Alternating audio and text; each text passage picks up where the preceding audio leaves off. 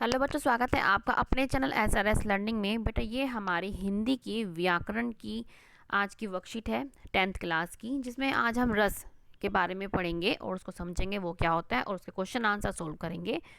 कार्यपत्रक की जो संख्या है वो है 62 और जो हमारी तिथि है वो है 2 दिसंबर 2020। ठीक है बच्चों, तो हम शुरू करते हैं और अपना रस के बारे में संबंधित जो है पढ़ते हैं और उसको समझते हैं।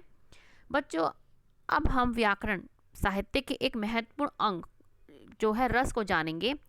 जब हम कोई कविता, कहानी, नाटक या उपन्यास आदि को पढ़ते हैं तो हमें कुछ अनुभूति यह महसूस होता है। जब क्या हम पढ़ते हैं या आपने नहीं पढ़ा है तो पढ़ के देखिए, क्या हमें क्या एक अच्छा सा महसूस होता है। बच्चों, जब हम आपने जाना कि काव्य साहित्य को पढ़ने सुनने से उत्पन्न होने वाली आनंद की जो अनुभूति होती है उसी को ही क्या बोलते हैं, हम रस बोलते हैं। क्या है, जब हम कहानी सुनते हैं या पढ़ते हैं तो क्या है, हमें एक मज़ा सा आता है, आनंद सा महसूस होता है, मतलब बड़ी खुशी सी होती है, मतलब लगता है कि हाँ हमने कुछ पढ़ा है, मतलब एक अजीब सा ही क्या होता है, अनुभव होता है, उसको क्या बोलते हैं, हम रस बोलते हैं। रस के क्या है, आपके 4 अंग होते हैं। कौन कौन से? स्थायी अंग, स्थायी भाव, विभाव, अनुभाव और संचारी। ये क्या है, रस के क्या है, 4 अंग होते हैं। अब हम इसमें क्या है, अब अलग अलग पढ़ेंगे कि स्थायी भाव क्या होता है। यह वे भाव हैं जो मन में स्थायी रूप से क्या स्थापित हो जाते हैं। ये क्या मतलब, मन में क्या है, बस जाते हैं। ये किसी के भी हटाने से क्या हटते नहीं, ये वो भाव होते हैं जो मन में क्या है, बस जाते हैं। इन्हें किसी अन्य भाव को दोबारा नष्ट नहीं किया जा सकता। मतलब हम सोचेंगे कि दूसरे भाव ला दे तो हमें इसे नष्ट कर दे, नहीं। ये क्या है, हमारे मन में क्या है, पूरी तरह से बस गए हैं और ये क्या है, स्थापित हो गए हैं। ये किसी के भी दूसरे भाव के कारण क्या है, ये खत्म या नष्ट नहीं हो सकते। प्रत्येक रस का एक स्थायी भाव होता है, अर्थात कुल जो होते हैं मिलाकर जो स्थायी भाव है वो कितने हैं, हमारे 9। क्योंकि रसों की जो संख्या है वो भी 9 है, इसलिए हमारे जो स्थायी भाव है वो भी क्या है, हमारे 9। अब है हमारा विभाव। स्थायी भावों के उद्बोधक कारण को विभाव कहते हैं। ठीक है, जो विभाव है हमारे 2 प्रकार के हैं, आलम्बन विभाव और उद्दीपन विभाव।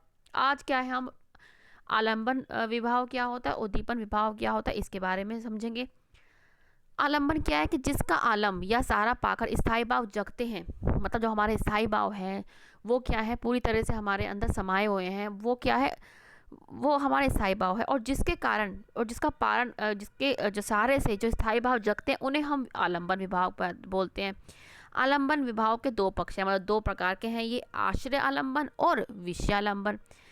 अब जिसके मन में भाव जगे हैं वह आश्रय आलम्बन, और जिसके प्रति या जिसके कारण क्या है, मन में भाव जगे हैं वह विषय आलम्बन। उदाहरण के लिए, यदि राम के मन में सीता के प्रति क्या है, रति का भाव जगता है, मतलब प्यार का, तो क्या है, वह आश्रय होंगे और सीता क्या है, विषय। मतलब क्या है, किसके मन में जगह है, राम के, और किसके कारण जगह है, वो है सीता। जैसे आप क्या है, एक एक माँ का एक बच्चे के प्रति क्या है, प्रेम, जो माँ है वो क्या है, आपका आश्रय आलम्बन है, क्योंकि उसके मन में क्या है, भाव जगे हैं।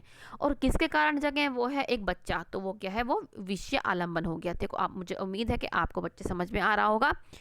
अब क्या है उद्दीपन विभाव, जिन वस्तुओं या परिस्थितियों को देखकर स्थायी भाव उद्दीपन होता है, उद्दीपन विभाव कहलाता है। जैसे स्थायी भाव मतलब जो हमारे अंदर बस चुके हैं, कौन सी वस्तु को या कोई सी परिस्थिति, जैसे चांदनी हो गया, हमारे मन में उनके उनके मतलब क्या अनुभव हो रहा है, क्या भाव उत्पन्न हो रहे हैं, कोकिला को देख, कुंजन को देख, एकांत स्थल, रमणीय उद्यान, नाटक या नायिका की शारीरिक चेष्टाएं आदि, ये क्या है, ये हमारे उद्दीपन विभाव कहलाते हैं। अच्छा, हमने क्या है, अब पूरा हमने रस के बारे में समझ लिया है। अब हम इसके क्वेश्चन आंसर करते हैं कि रस क्या होता है, रस किसे कहते हैं। तो ये आपके लिए क्वेश्चन और आंसर दोनों लिखे हैं। रस किसे कहते हैं या रस क्या होता है। काव्य और साहित्य को पढ़ने सुनने से उत्पन्न होने वाली आनंद की अनुभूति को क्या कहते हैं, हम रस कहते हैं। तो हमारा क्या है, दूसरा क्वेश्चन क्या है, तो फर्स्ट क्वेश्चन क्या है, रस क्या होता है। तो हमने लिखा कि काव्य और साहित्य को पढ़ने से, जो मतलब सुनने से भी जो एक आनंद की अनुभूति होती है, जो हमें मिलता है, उसे हम बोलते हैं रस। ठीक है, दूसरा क्वेश्चन है हमारा, रस के 4 अंग कौन कौन से। तो यहाँ पे सिर्फ 4 अंग लिख रहे हैं, तो क्या है, रस के 4 अंग कौन कौन से हैं।